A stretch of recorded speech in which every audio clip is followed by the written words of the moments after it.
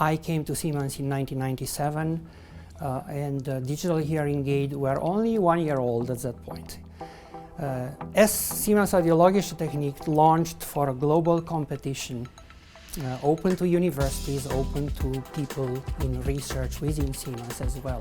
And I won that competition, and that was about bringing a radically different, new kind of technology for increasing speech intelligibility. So their goal was a quantum leap, improving speech intelligibility in hearing aids.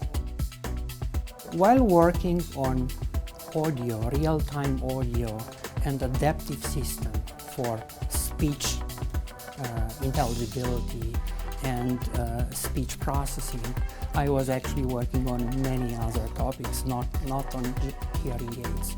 So I was working on problems related to diagnostics of gas turbines. I was working with building technologies. I was working with the communications mobile division of Siemens.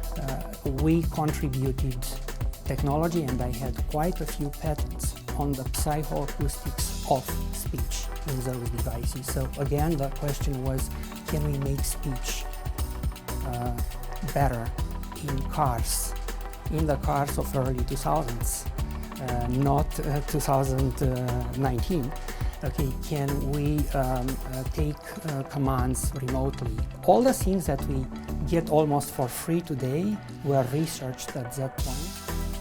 Looking into speech was one aspect of it, but looking into acoustics, looking into combinations of speech and video, looking into other modalities, other sensors that could be used in conjunction with these devices.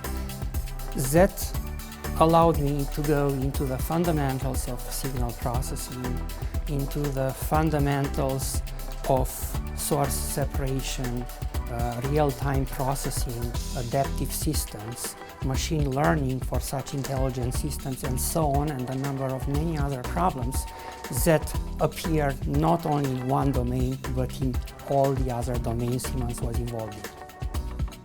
That understanding and a symphony where we coordinate elements of progress in all these areas will take us to peaks that I think maybe we are not even dreaming today. Siemens, ingenuity for life.